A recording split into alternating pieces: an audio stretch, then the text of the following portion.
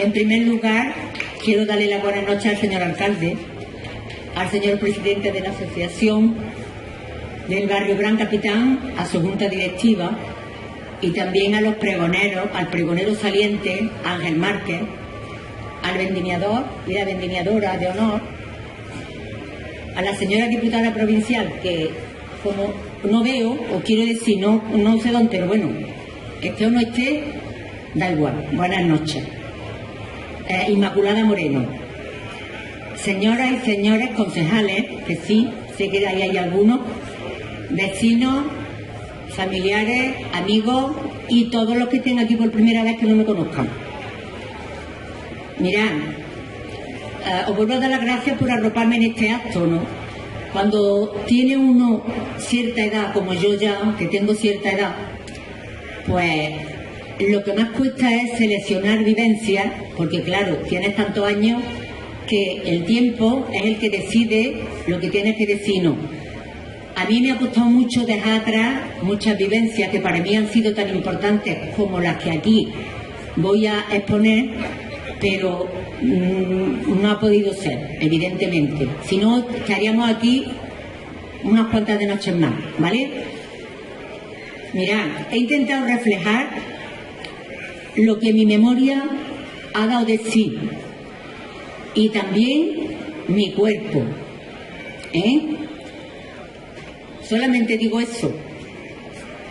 Empezamos, mirad, aparte de que Ángel ha hecho un esbozo y tendréis una idea más o menos amplia de lo que él ha dicho, me vais a permitir que empiece este pregón como mi madre empezaba cuando nos contaba, personalizando. Os voy a decir una cosa, Esto hay que controlarlo.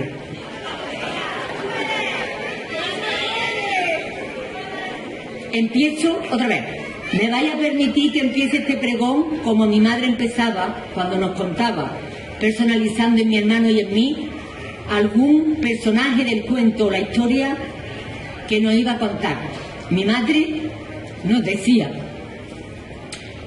hace muchos años, día y noche, tantos que se me olvidan, así empieza esta historia. Una niña llamada Paquita, con casi 9 años, se mudó junto con sus padres y hermanos Manolo, Ana y María del Carmen, de un lugar llamado Montilla a un barrio nuevo llamado Casanueva, separados ambos lugares por unos arcos preciosos llamados Arcos de la Puerta Aguilar. A partir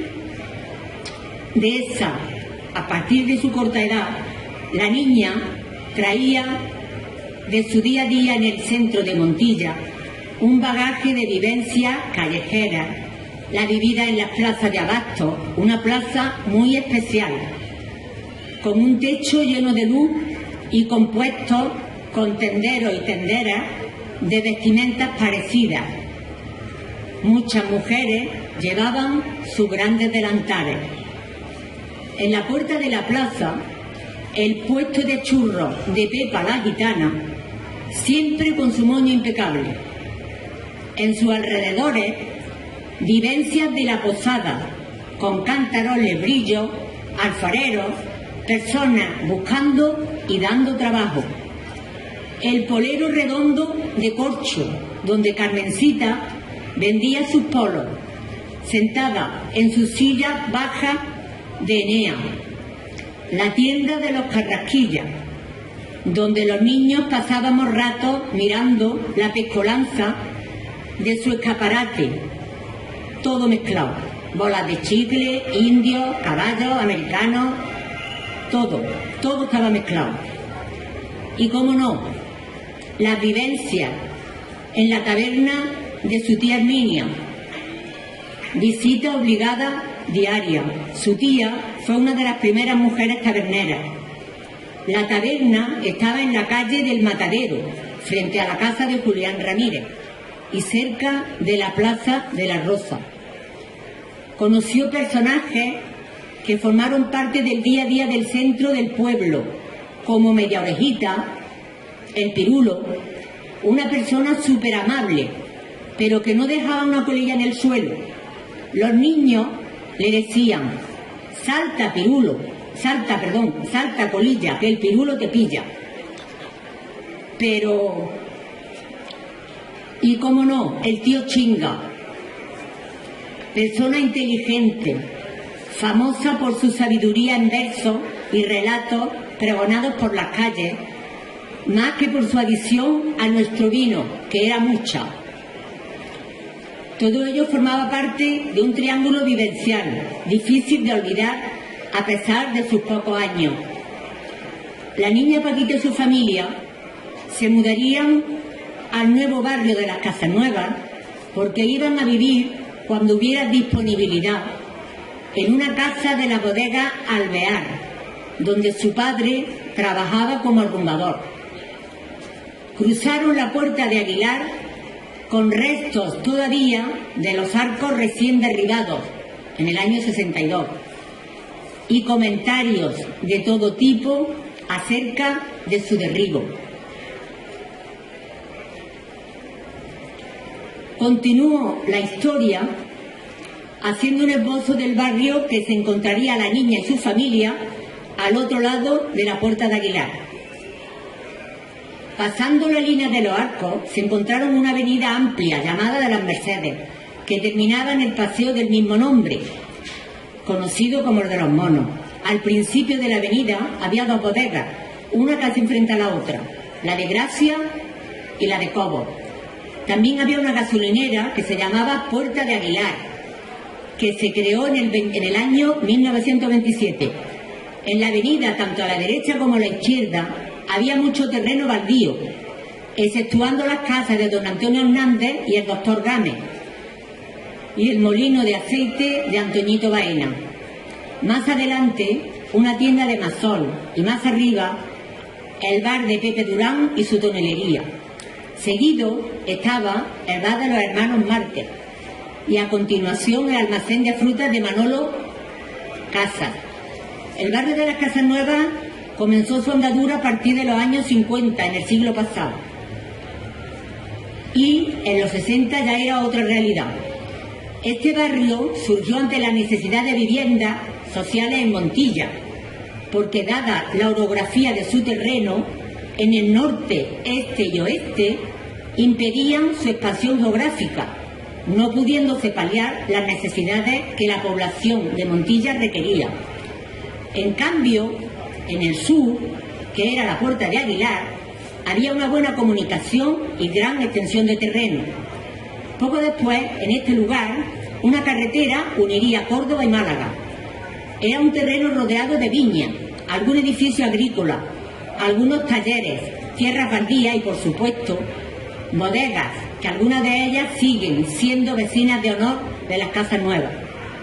También se encontraba una ermita deteriorada, las Mercedes, que dio nombre al paseo que se creó en el barrio, Paseo de las Mercedes. La primera edificación de viviendas que se hicieron en el barrio fueron las del Gran Capitán. Se empezaron en el 44 y terminaron en el 49. Estaban situadas junto a la ermita de las Mercedes y lo formaban 148 viviendas, junto con la de nuestro párroco don Antonio Gómez. Esas casitas eran modestas, encaladas de 2 plantas, algunas con un arco en la entrada. El barrio en esos momentos no tenía infraestructura comercial. Los vecinos ponían sus puestos en las aceras, otros en sus propias casas, donde se vendían y compraban los productos básicos para el consumo diario. Las casas y aceras del barrio eran anchas y había amplios jardines en las plazoletas. Por esta fecha, el Paseo de las Mercedes amplió su terreno. En su interior se encontró un pozo que suministró agua al barrio Gran Capitán. En el 54 se creó la parroquia de la Asunción, en el centro del barrio. A esta construcción le siguieron los bloques de San Francisco Solano, situados entre las calles Ortiz Ruiz y el doctor Raúl Porras. Lo componían 200 viviendas sociales, con zonas de aparcamiento y los famosos merenderos. En el año 56, Rafael, el arquitecto Rafael de la Hoz, proyectó 50 viviendas sociales, llamadas pisos de ladrillo visto, entre las calles José Cobo y Capataz Juan Rodríguez.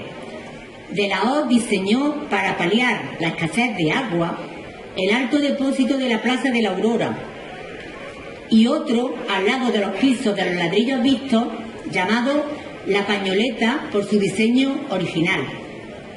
En las casas nuevas estaba el parador, cruce de caminos entre Sevilla, Córdoba y Málaga, y parador de diligencias. También se edificaron las viviendas de Las Viñas, cerca de la bodega Navarro, a mediados de los 50. Promovidas por los propietarios de bodegas Navarro, lo componían 23 viviendas. Cerca de ellas, en la calle Maestro García Fernández, se encontraban las casas de Alvear, construidas por la familia Alvear cerca de la bodega. Los objetivos de ambas bodegas eran cercanía al trabajo de sus empleados, ofrecerle viviendas dignas y contribuir a la construcción del barrio, que poco a poco fue teniendo entidad propia. A finales de los 50 se edifican las fases del patronato Felipe Rinaldi. Este patronato desarrolló un importantísimo proyecto de viviendas sociales. En la primera y segunda fase se construyeron un total de 464 viviendas y 8 locales. Esto dio lugar a la expansión del barrio y dotar de viviendas dignas a muchas familias. En la segunda fase se hizo la Plaza de los Salesianos, lugar donde jugaban tanto niños como jóvenes, y hoy todavía es un recuerdo muy grato. En los años 70, un bloque de planta triangular separaba las calles de Antonio Miguel Navarro y Avenida de la Constitución, instalándose en la planta baja la primera Caja Provincial de Ahorro. Ante la escasa infraestructura educativa, la Diputación de Córdoba promovió la creación de microescuelas, que empezaron a funcionar en el 61, donde niñas y niños se educaban separados. Se construyeron dos, una en el Canillo y otra en el Paseo de las Mercedes. Como estructura empresarial, se construyó una nave industrial para taller de automóviles, la SEA, en los Cuatro Caminos. Frente a la SEA se encontraba el Ventorrillo de Ana, parada obligatoria de ida y vuelta de muchos trabajadores. Ante la necesidad de un lugar de culto más amplio que la iglesia chica, en el 62 se inicia la nueva iglesia grande de la Asunción. En la calle Doctor Fleming, tanto vecinos aportando cada mes un sobrecito para mateja, como actos benéficos, hicieron posible su finalización en el año 69. En la calle Conde de la Cortina, en el año 67, se creó el Instituto Inca Garcilaso. Su creación no solo dio respuesta a los jóvenes de nuestro pueblo, también a los de pueblos colindantes. Era amplio y luminoso. Fue toda una revolución académica la que empezaba en el barrio. En la Avenida de las Mercedes se edificó el ambulatorio, siendo una realidad en enero del 69. Las bodegas que había eran Alvear, Gracia, Navarro, Montulla y Párez Barquero.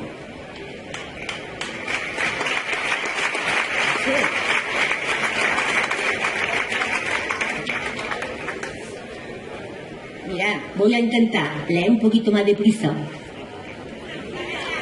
Continuando la historia, la familia llegó a la calle Doctor Fleming, llamada así en honor a la visita que hizo el descubridor de la penicilina Montilla. ¿A que muchos no sabían que el Doctor Fleming vino a visitar Montilla? Pues sí, vino, y por eso se pusieron al nombre Doctor Fleming. Era el bloque número 6, segunda planta. El frontal de su calle todavía era un montículo de tierra. El piso tenía dos balcones, uno a la fachada y otro daba a la calle Médico Varo, viéndose frente la tienda de Paco Padillo y el Estampo. Paquita recuerda que todas las noches su madre, a la que le encantaba leer, pero no tenía tiempo, le preguntaba a su hermano Manolo la lección en una mesa chiquita en la cocina, mientras hacía la cena. Su madre tenía un don exquisito para hablar y expresar lo que quería transmitir. Quiso estudiar matrona. Le encantaba la medicina, pero sus padres en aquellos tiempos no la dejaron que se fuera. Eso era un sacrilegio, pero con su hijo practicó todos sus dones. Cuando la familia se instaló, empezó a organizar su vida. Su madre con la niña la organizaba todo. Su padre estaba cerca de su trabajo, la bodega Arbea, y su hermano Manolo iba a los Salesianos, a la otra punta, 2 veces al día. Bueno, 2, 4. En ese momento la niña tenía 8 años, Manolo 10, su hermana Ana 2, que tenía tez blanca y con rizos color oro, y Mari Carmen, casi con 1 año y medio, morena con rizos menudos. Estaban enfermas con una enfermedad no diagnosticada. No tenían autonomía y eran 2 niñas preciosas. Una tarde, los padres de Paquita fueron con su hermano Manolo a la entrega de premios fin de curso de los Salesianos. Siempre era el primero de la clase. En el piso se quedó la niña con su hermana. Una tormenta repentina la asustó. Las niñas estaban dormidas, menos mal.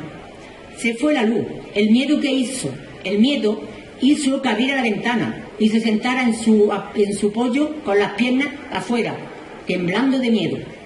Enfrente, una persona con un capuchón todo negro hasta los pies, los brazos en cruz, paseándose de un lado a otro y lloviendo a cántaros.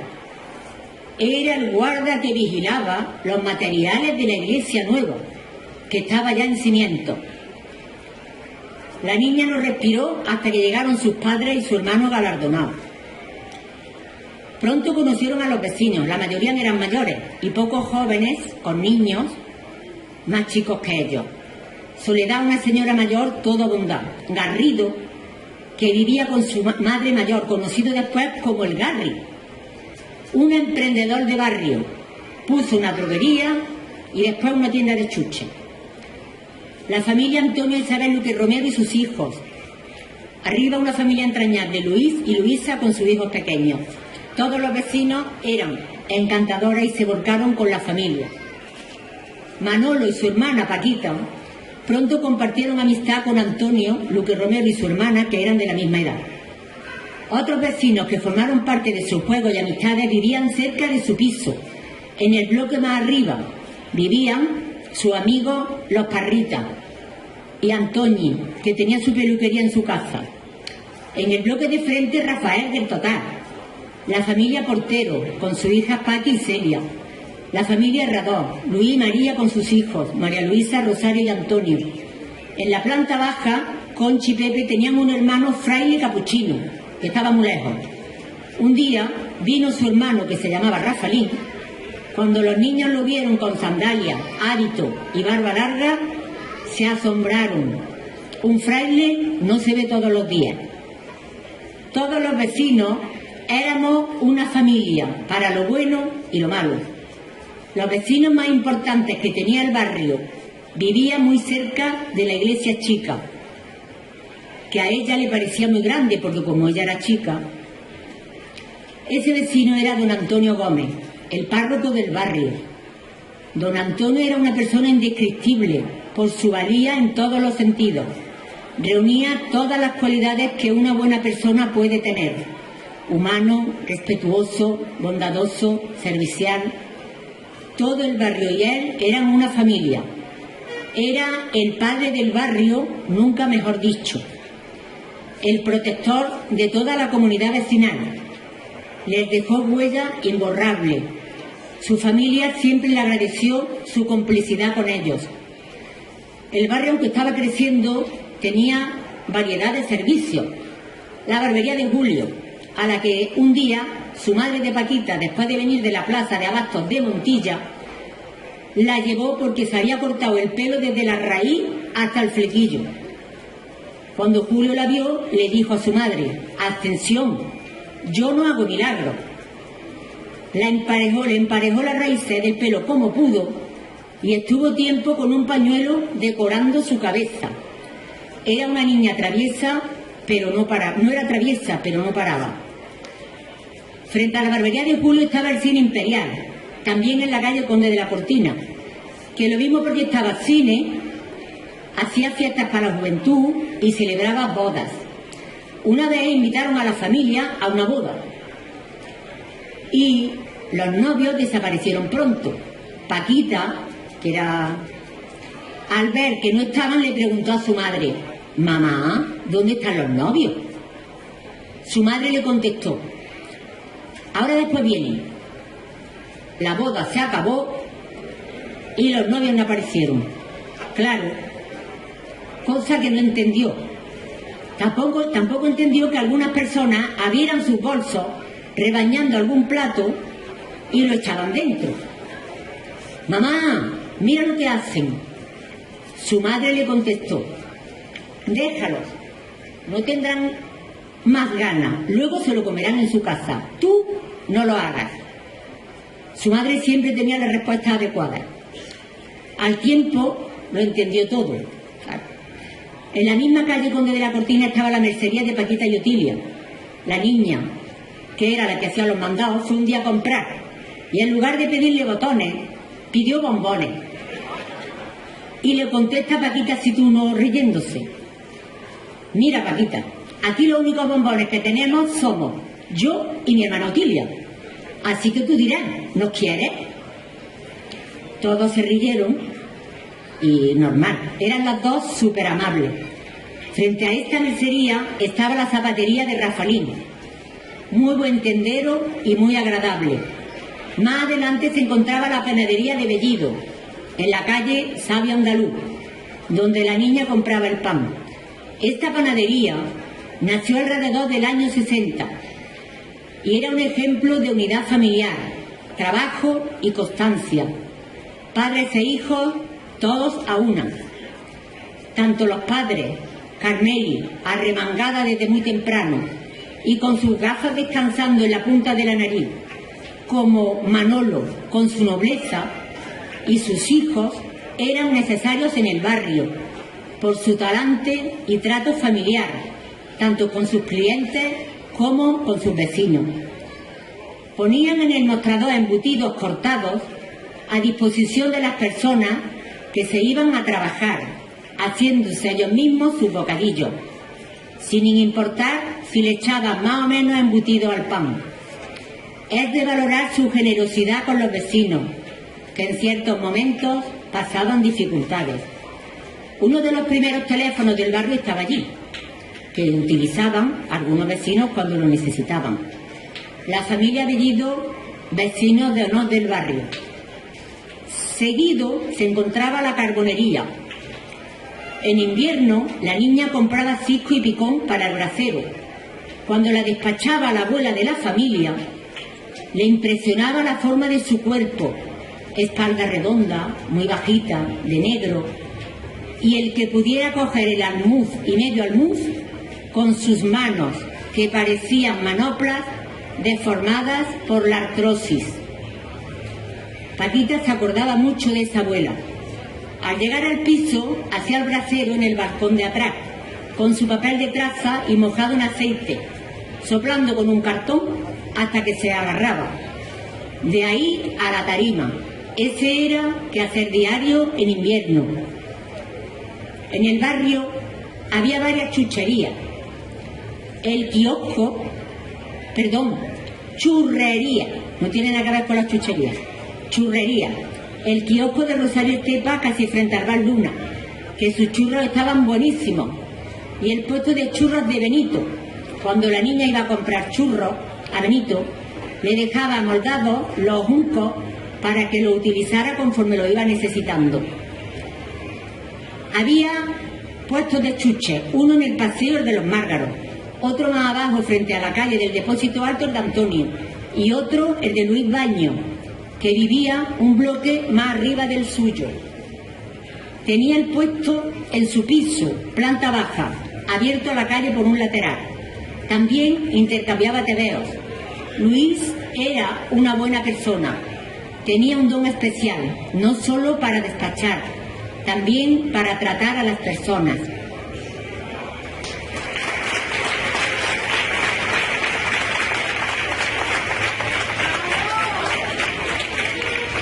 Tengo que ver por dónde voy. En un lugar que llamábamos Rinconcito, situado en la calle Medicovaro, estaba la droguería de Virche, persona de buen talante. Aunque entretenía a los clientes con sus conversaciones, era muy eficiente. Debajo de la droguería, el bar Rinconcito. Y frente a la izquierda había una carnicería que la pusieron Francisco e Isabel, de la Rambla, que con el tiempo se hicieron montillanos. En el local de al lado, Amelia, hija de una familia, los Fuentes, que vino al barrio temporalmente, cogía carreras de medias. En la avenida María Auxiliadora estaba el estanco de Francisco, donde vendía tabaco, sobres, cartas, sellos y algunas cosas más. Pegado a él estaba la tienda de comestibles de Paco Padillo, siempre con clientela. Casi a diario la niña iba a la tienda. Paco era una persona encantadora, amable, siempre con buen talante. Su sitio en el mostrador era al lado de la ventana. En la tienda le ayudaban su hermana Pepa y su empleada Pepi, que todos los sábados estaba peinada de peluquería. Paco nos dejó repentinamente. Se despidió diciéndonos hasta dentro de 2 días. Una operación simple se lo llevó. Fue un verdadero mazazo para el barrio. También estaba la panificadora llamada Montillana, que creció a medida que el barrio iba creciendo. Teníamos también un zapatero, Violencia, con su cabeza agachada por su faena y pegado siempre a su ventana, donde la niña llevaba los zapatos para que le alargaran la vida. Era una persona muy respetuosa. Su vecino, perdón que me equivoco de sitio, su vecino Manolo Repiso Cascavara, lo mismo arreglaba bicicletas que balones pinchados. Era una buena persona y habilidosa, que solucionaba todo lo que cayera en sus manos. También por las calles pregonaba el piconero, ¡al picón! Sobre todo en los días de frío y lluviosos de invierno. Cuando la madre de Paquita lo escuchaba, le decía: toma, bájale esto a esa criatura, que bien le sentará. Y cómo no, los puestos mañaneros en la calle, con frutas y verduras buenísimas, y sus clientes que daban vida a las calles del barrio. La niña recordaba sobre todo el puesto de Antoñi, que era de su edad. Una mañana, allí mismo se enteró de que su amiga María Joaquina, una mañana no despertó, situación que no entendió. Las dos eran amigas y la echó mucho de menos. En la enseñanza académica estaban las microescuelas y la escuela de don Rafael Delgado, en la calle Virgen de las Viñas. Fue un lugar primordial para muchos niños y niñas del barrio. Don Rafael fue un referente en el barrio como maestro. Hay que destacar, total, que funcionó a principios de los años 60 y conectaba el barrio con Montilla. Costaba 1 peseta y parece que alguien dijo: hoy me voy a montar. Total, por 1 peseta que cuesta, mi marido hoy no come ensalada. O sea que la peseta de la ensalada se la gastó en el total.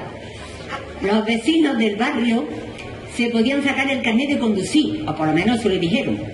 La niña recuerda ver desde su ventana cómo se examinaban y hacían práctica en el depósito alto, donde ponían palos pintados de blanco y rojo, y lo iban cambiando para aparcar y practicar en esas calles.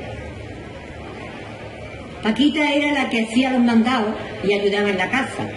Ascensión, la madre, hacía lo imposible para que saliera y jugara como los demás niños. Ella no podía igual que ellos. Y le dijo a su madre: mamá, yo me voy a jugar cerca del piso, donde tú me veas. Donde me veas desde la ventana. Y me llames cuando me necesites o las niñas despierten. Su madre, que era una persona muy prudente, le dijo: no te llamo, te aviso, empujándole a la puerta, a la persiana de la ventana hacia afuera. Pocas veces la persiana se movió, porque su madre se la apañaba para que su hija jugara como los demás niños. Los amigos conocían su situación, siempre jugaban en el mismo sitio, mirando ellos también para la ventana. Hasta la coroza la pintaron mirando para la ventana. Jugaban en la calle, que formaban los primeros bloques antes de llegar al depósito alto. alguna vez en los merenderos, lugares necesarios para que los vecinos y niños se expansionaran. Su hermano Manolo iba a los merenderos a jugar al fútbol. Un día lo llevaron a su casa desmayado y sangrando. Le habían dado una patada en la boca en lugar de al balón.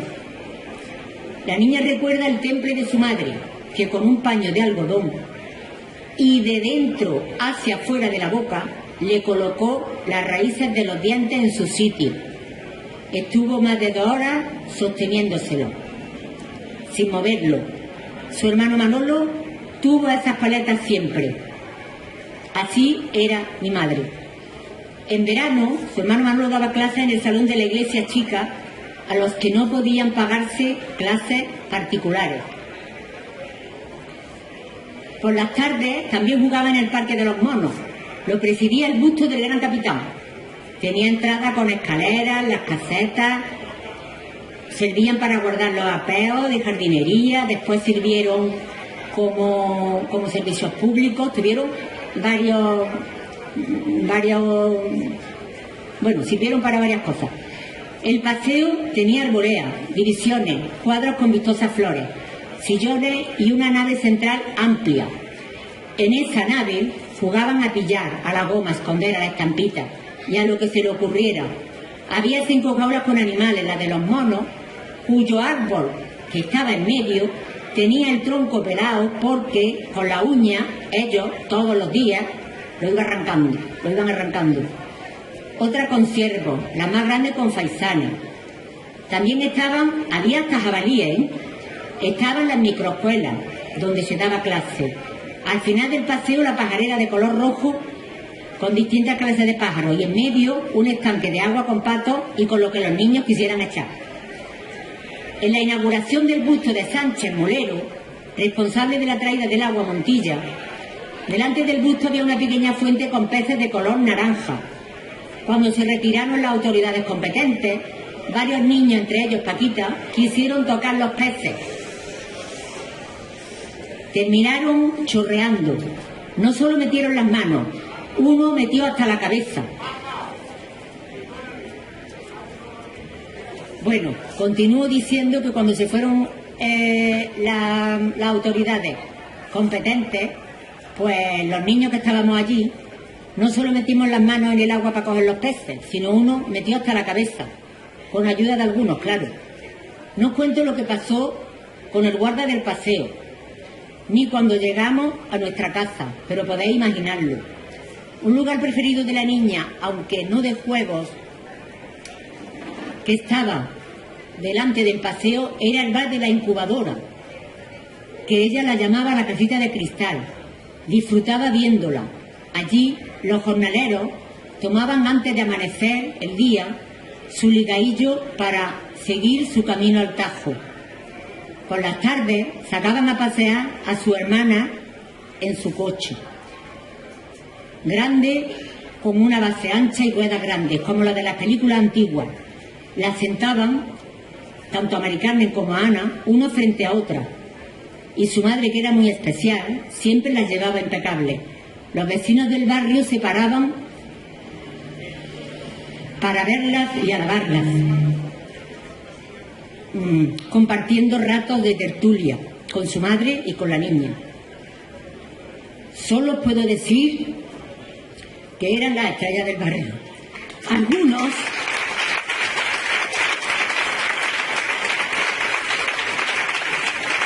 Algunos decían que eran ángeles, que no eran de este mundo.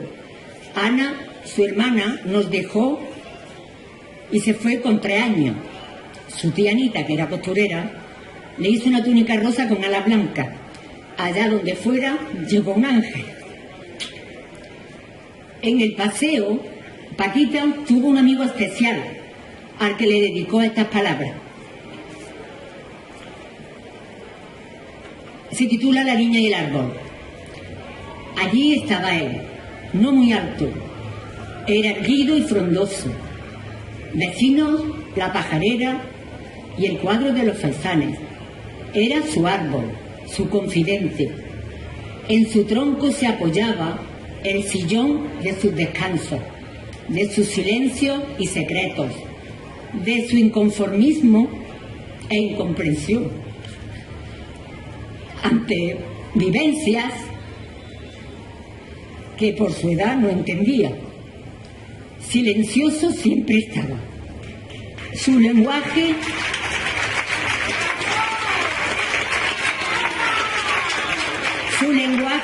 lo hacía el viento cuando movía sus ramas. La niña tantas veces prefirió ser árbol para que así los dos pudieran hablar de tristeza y alegrías, de tú a tú, en esas tardes lluviosas, nubladas o calurosas. Cuando se acercaba a él y ocupaba su sillón, allí estaba, altanero, pero sin nada de ego. Qué cobijo sentía ella. Le daba tanto sosiego, tranquilidad y un sinfín de cosas más. Los secretos que tuvieron en tantas citas vividas, la niña con nadie las compartía. Bueno, sí, con los habitantes de la pajarera, que con sus revoloteos, cantos y trinos parecían enterarse de todo y compartir su complicidad. Cuando ella alzaba su mirada recorriendo sus ramales, encontrándose en su copa, se sentía tan protegida, arropada y tan querida como el amigo que tienes todos los días de tu vida. Pero un día, el jardinero de turno dejó su hueco vacío. Da igual. Ella siempre lo vería con él y siempre le estaría agradecida. Hasta hoy, nadie supo jamás de la complicidad de la niña y el árbol.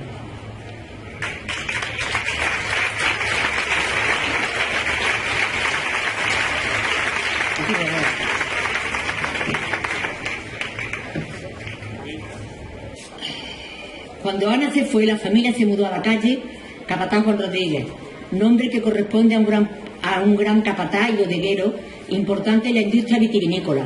Vivieron en el bloque 7, piso segundo, frente a los ladrillos vistos y el depósito La Pañoleta, donde subían y bajaban los niños con una destreza increíble, dejándose más de uno la piel de la rodilla y las niñas alguna que otra ropa interior. A la vuelta de la esquina estaba el negocio de Julia y su marido, donde de cuando en cuando iban a comprar refrescos. Aquí la familia no estuvo viviendo mucho tiempo, sí el suficiente para volver a sentir y valorar la calidad humana de los vecinos, tanto del bloque como de la calle. Las circunstancias hicieron que Paquita se fuera a vivir durante casi un año al Hospital Clínico de Madrid, acompañando a su madre, que estaba embarazada, y a su hermana, María del Carmen, de 3 años, porque querían estudiar su enfermedad. Su hermano José Antonio nació allí. Era el juguete de las plantas. A la niña le daban clase todos los días a Alejandro, que era el sacerdote del hospital, una persona encantadora, en un libro con todas las materias, de pasta roja, con puntos cardinales y un sol con reflejos amarillos. No se le olvidará nunca. Los fines de semana las enfermeras se la llevaban a la niña, a Paquita, para que cambiara de aire. Un sábado, en un revuelo callejero en el centro de Madrid, conoció a Joe Britney. Carmen, la enfermera con la que iba, le explicó que era un actor súper famoso. Era calvo, de cabeza brillante, le impresionó su cara. A ella le pareció muy guapo. Al tiempo, cuando lo vio en televisión, dijo: «Madre mía, si este es el que yo conocí». El hospital era su casa.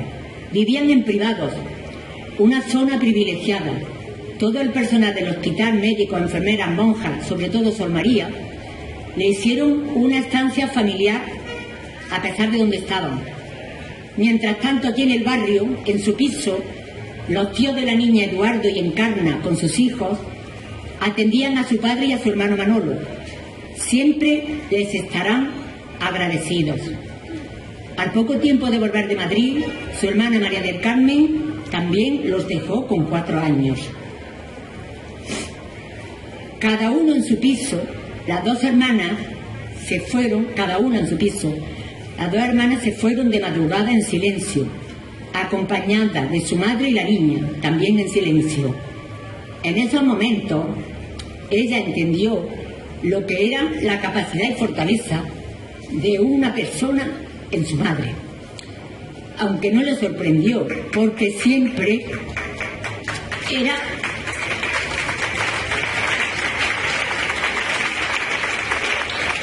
Aunque no le sorprendió, porque siempre era un ejemplo a seguir en cualquier circunstancia. La túnica que le hizo su tía era azul, con alas blancas. Otro ángel llegó allá donde fuera.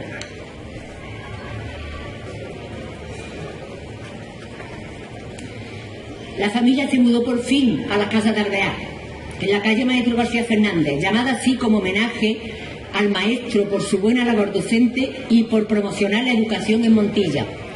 La niña iba creciendo a la vez que se mudaba y a la vez que el barrio también lo hacía. Cuando se mudó tenía 11 años, su hermano Manolo 13 y José Antonio año y medio. Esta calle era muy particular.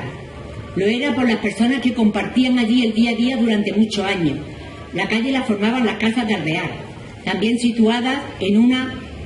estaban situadas todas en una acera, donde vivían todos los trabajadores de la bodega, bueno, todos, parte. Y en la acera de frente, un paredón de casas con vecinos extraordinarios. La familia vivió en la penúltima casa. En la última vivía Andrés y Concha. Había en la esquina una piedra redonda, donde era el lugar favorito de todos los niños de allí. Como ellos no tenían niños, siempre los estaban echando. Sus casas lindaban con las viñas del Canillo, donde jugaban a esconder entre ellas. Llegando septiembre tenían la vendimia en la calle. Después de las viñas sembraron trigo y cogían espigas.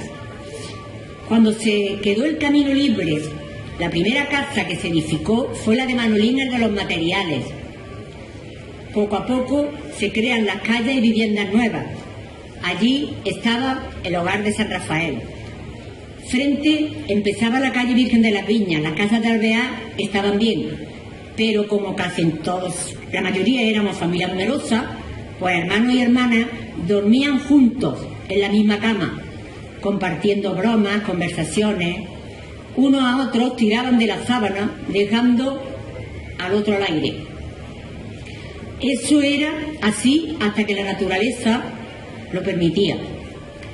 La pared del patio de la niña daba al campo de fútbol, donde había también pista de tenis, y su hermano Manolo, donde empezó a practicar el campeón que fue después. Cuando venía el Aguilar a jugar, siempre había jaleo. Un día, recuerda que los jugadores del Aguilar se subieron al autobús sin poder sentarse en los asientos, porque los cristales de las ventanas eran la portería de las piedras que le tiraban. Se lió una gorda, pero los niños estábamos allí delante. Poco después de la familia mudarse, ya conocían a todos los vecinos.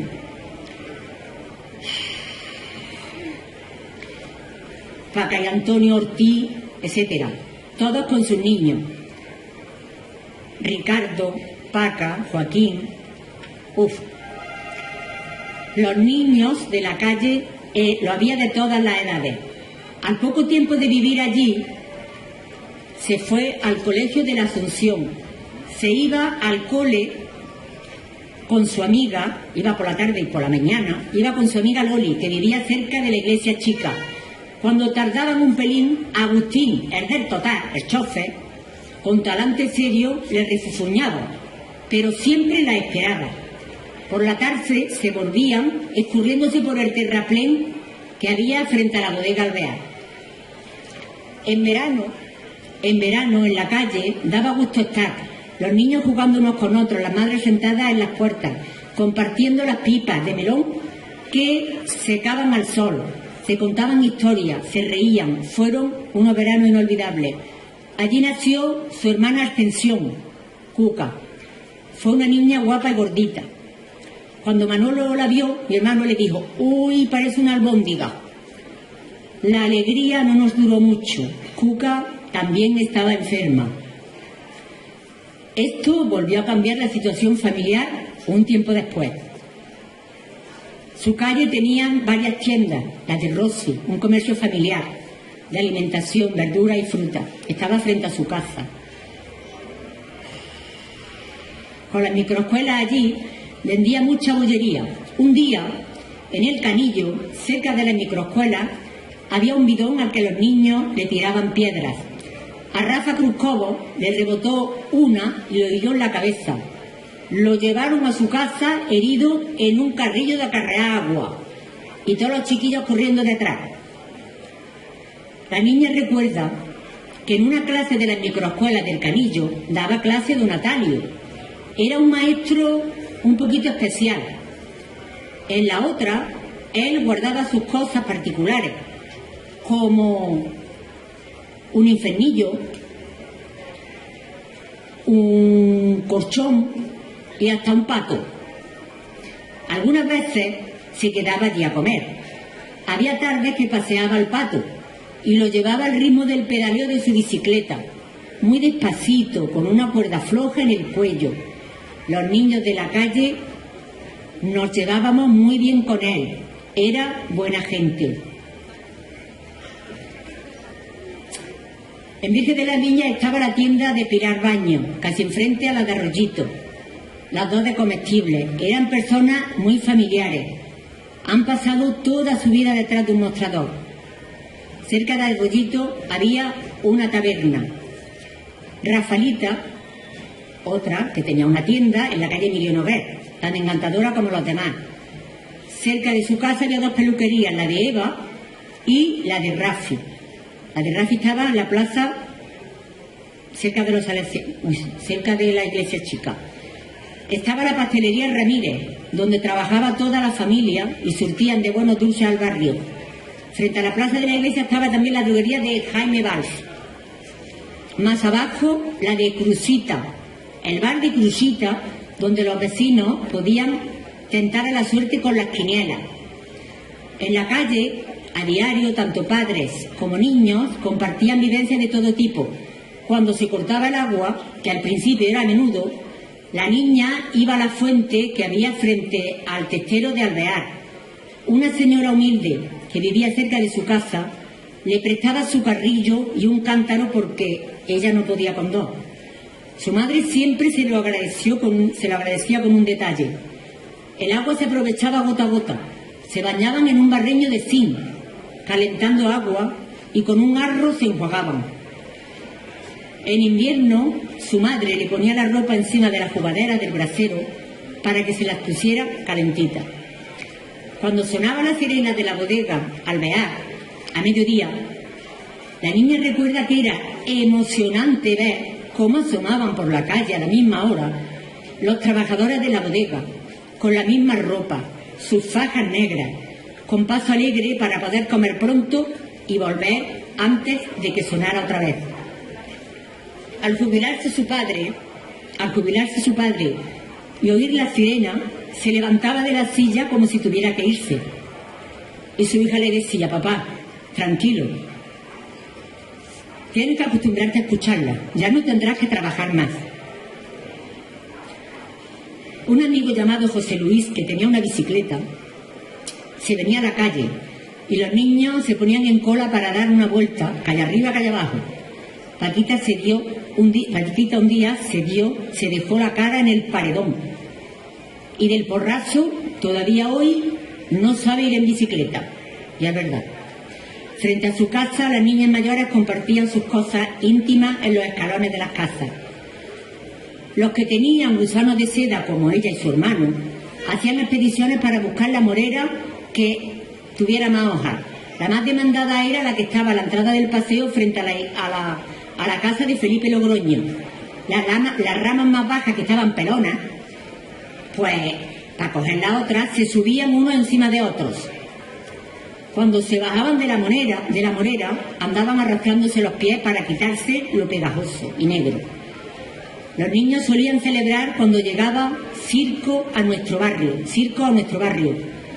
que tenían en común la itinerancia de pueblo en pueblo y la precariedad que tenían unos más que otros para poder buscarse la vida.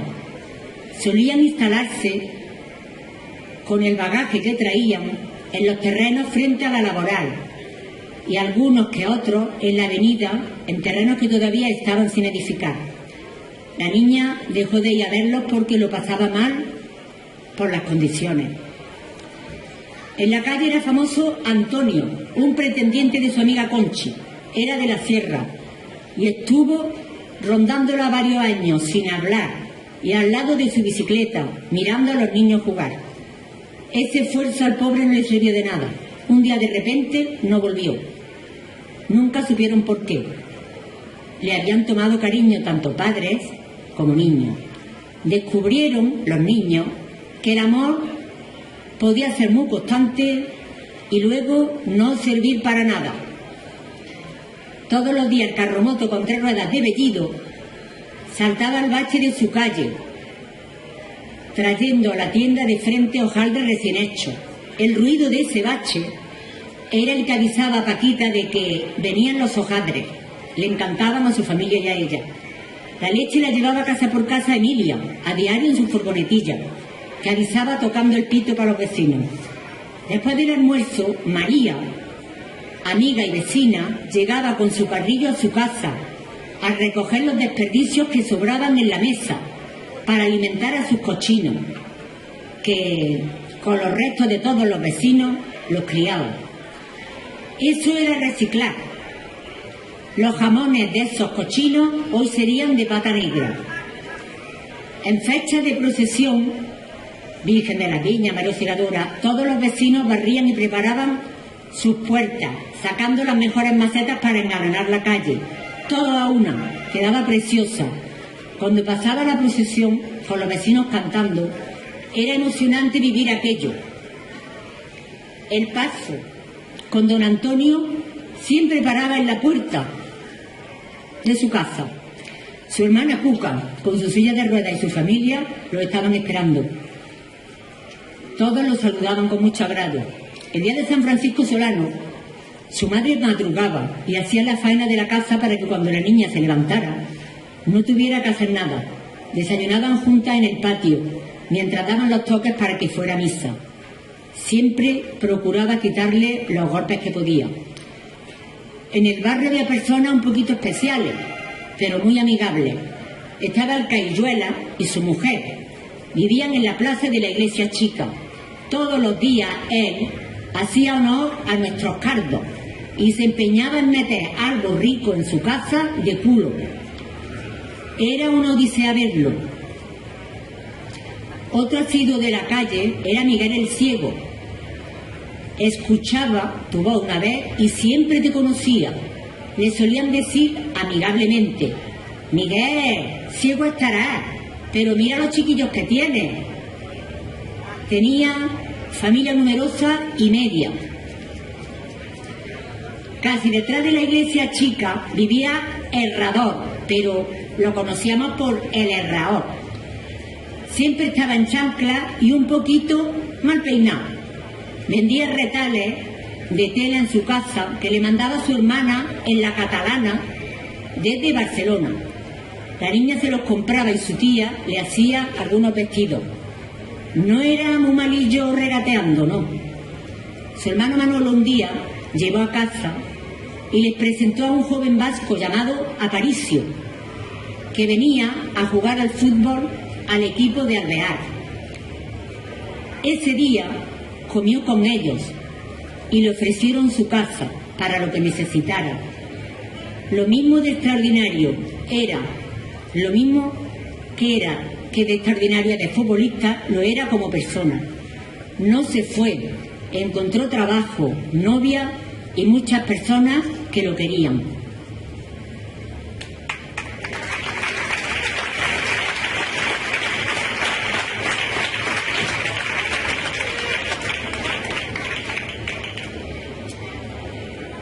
Paquita llegó al instituto y fue una novedad para ella. Varios profesores, distintas materias.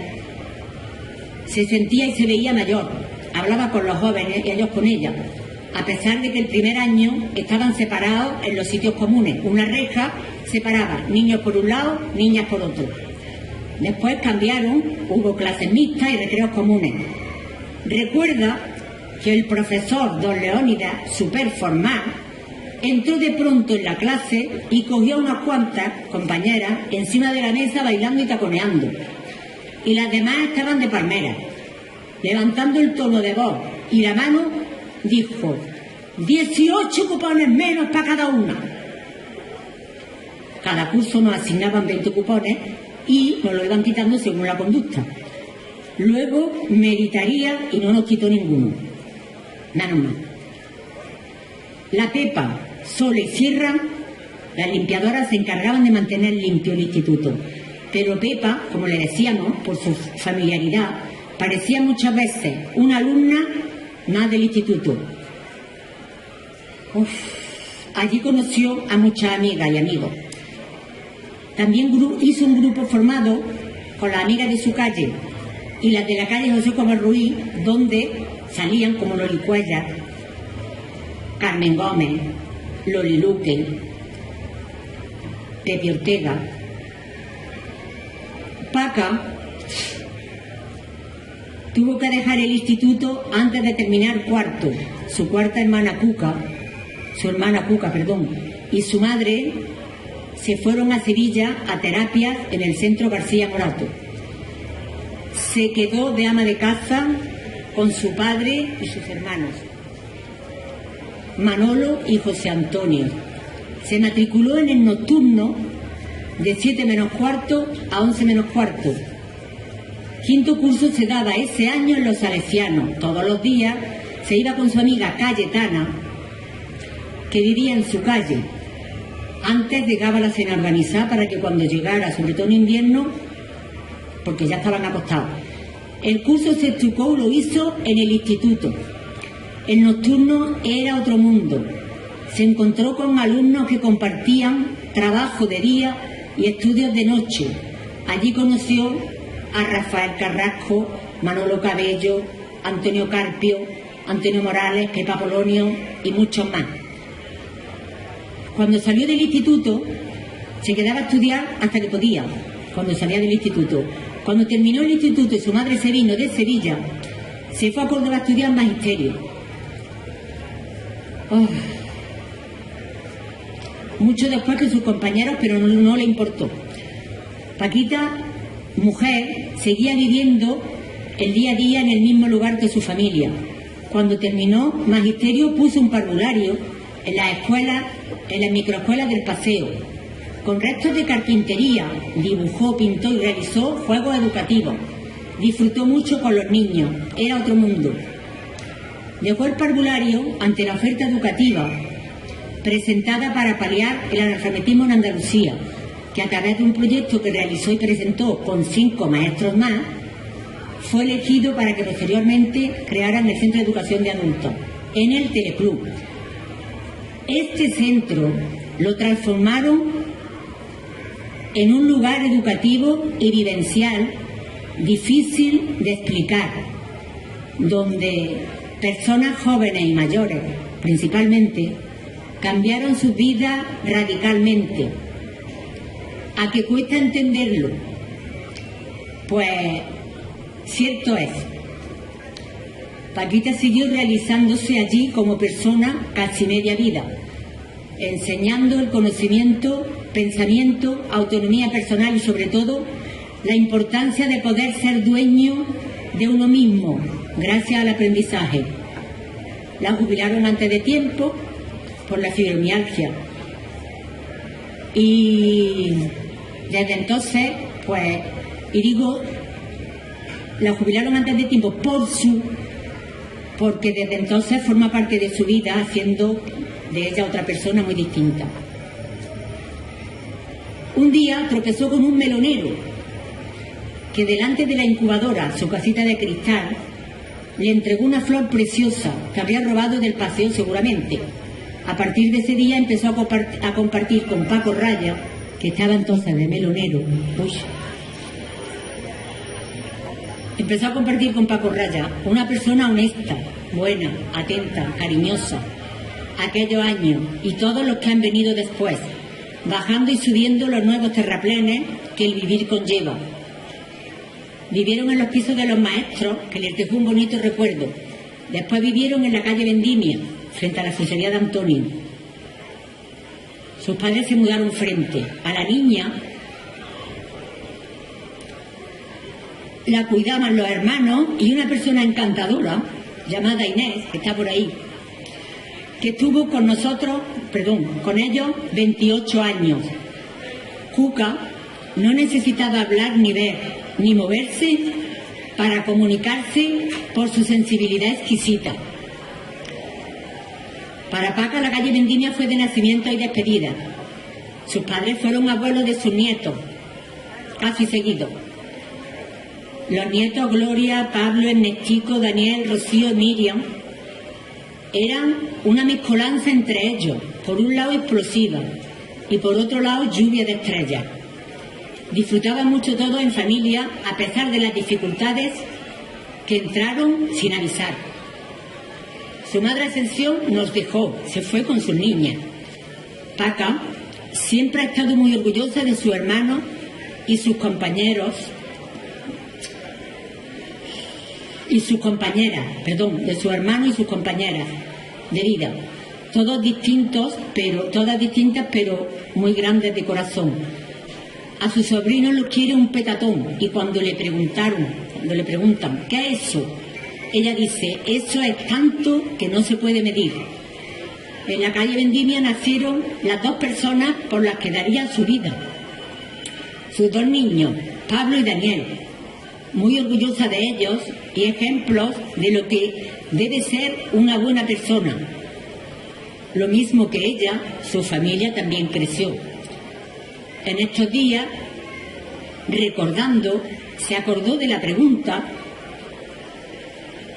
que le hizo a su padre un día. Esto, antes me han preguntado que quién va dedicado a mi padre, porque Manolo, padre de la niña, estuvo casi toda su vida de arrumbador en la bodega Alvear. ¿Qué es un arrumbador?, le preguntó un día a su padre. Después de lo que él le contestó, ella escribió esta reflexión: un arrumbador es un hombre con solera, como el vino de las botas que crecen en las bodegas, rincones de telarañas, luces tenues en pasillos. El albero de su suelo y el frescor que le acompañan sirven para hacer crecer a la flor que llevan dentro.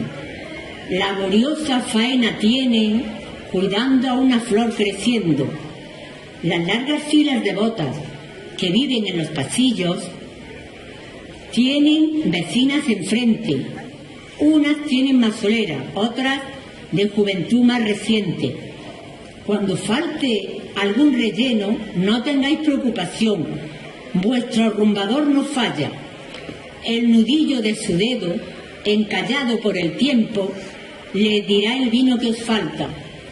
En jornadas de vendimia, alguna vez de mañana, su madre le decía: llévale a papá esta fruta, que aún queda mucha jornada. Al llegar a la bodega, el portero, su vecino Andrés Caovera, le decía: tu padre está en la grande. Ella ya sabía dónde estaba, en la gran monumental, bodega con señorío, con puertas altas y grandes, y presidiendo su entrada la foto del señor conde. Tras la puerta a la derecha, una mesa no muy grande, de la madera de antes, con un flexo centenario, para alumbrar los papeles donde los trabajadores hacían sus anotaciones. La niña, al entrar en la bodega, recordaba lo que le dijo su padre un día: cuando vengas a buscarme, no pases por los trujales, nunca te arrimes a ellos, tú por la cerita de las botas, llegarás siempre a encontrarme. Lo primero que ella decía cuando entraba era: papá, papá, en voz alta, para que su eco sonoro, donde estuviera su padre, le llegara y lo escuchara. Su padre le contestaba: aquí, aquí. Le seguía repitiendo hasta que ella, con el mismo eco de voz, lo encontraba, con su faja siempre puesta para apretar los riñones y poquito consolar las molestias de cintura. Su padre a la niña le explicaba: mira, Paquita, mira, mira y escucha las botas, ya verás cómo te hablan. Ese sonido que expresan nos basta para rociarlas. Para rellenar las botas, de coger la garra pulso, su padre tenía un brazo más largo que otro. cuando tomaban medidas para la ropa del trabajo, le decían: Manolo, había que alargarte un brazo, ¿verdad? Y, rectificando con sonrisa, decían: ah, no, que era una manga. Por su grafía impecable, qué orgullo era ver la letra en muchas botas escritas. Su trabajo desde niño en su bodega alvear, no suya de posesión, sino de coger maestría, y que pudo transmitir a los que le seguirían. Papá, yo siempre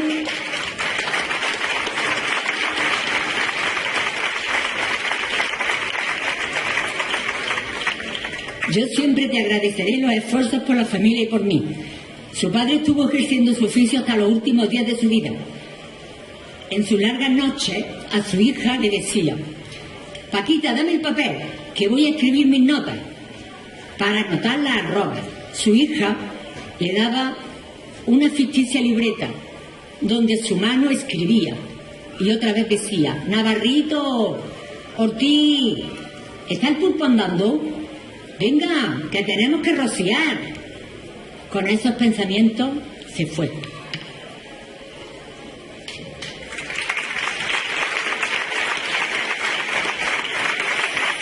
Para terminar,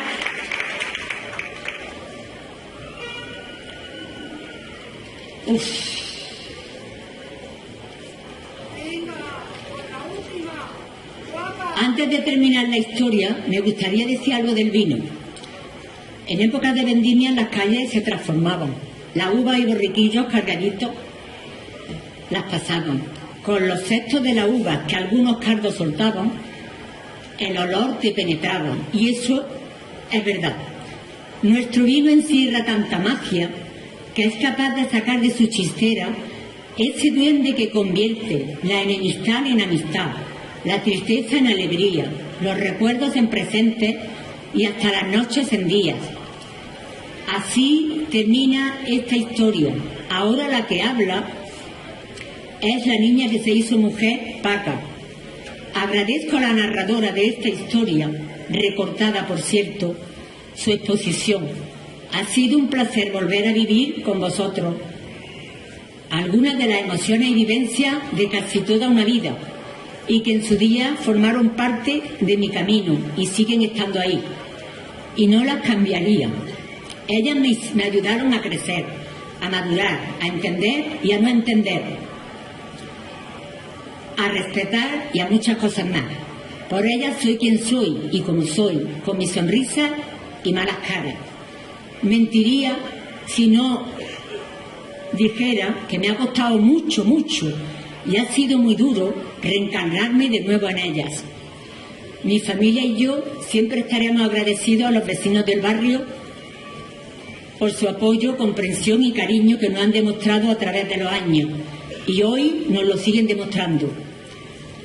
Muchas gracias de la niña y mujer del barrio. Pero ahora viene lo mejor. Para terminar, me gustaría que estuvieran aquí las personas que voy a nombrar.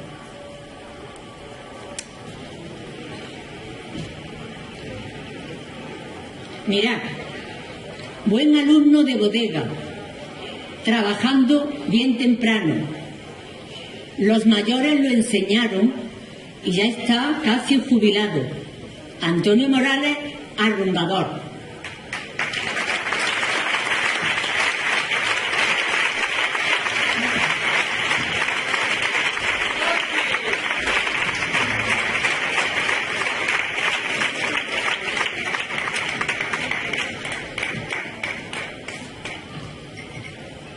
Una mujer a la que su trabajo desde niña en el campo le ha dado forma a su cuerpo de mayor.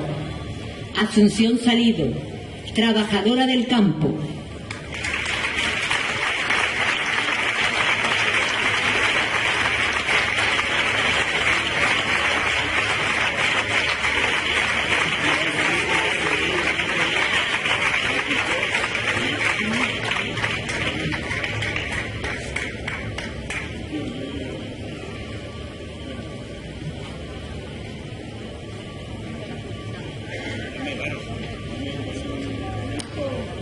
mujer que ha crecido, compartido y vendido la sabiduría del vino, Eladia Durán.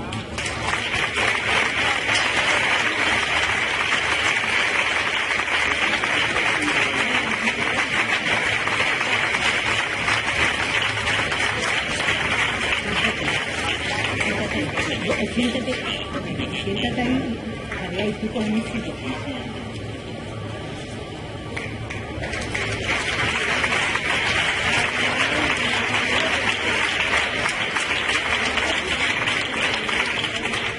Esta persona representa a los artesanos carpinteros de las cunas del vino, Pepe Luis Jiménez Tonelero.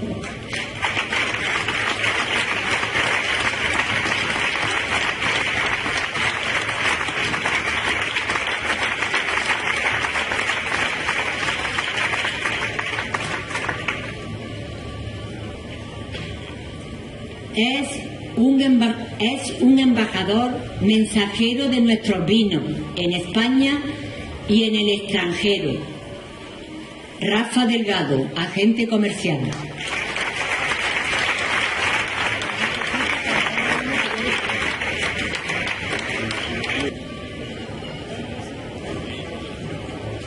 Me gustaría, mirad,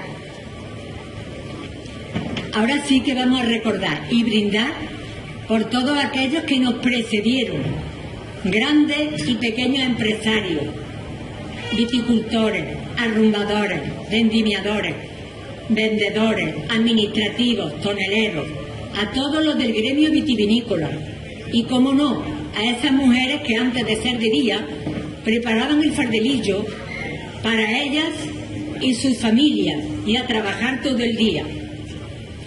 Todos ellos y ellas han sido artífices durante muchos años de que nuestra tierra nos diera su apreciada herencia, el vino.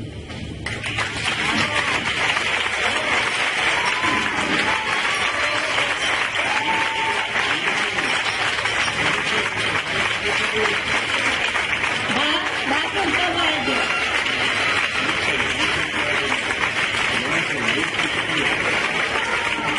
Con todo ello.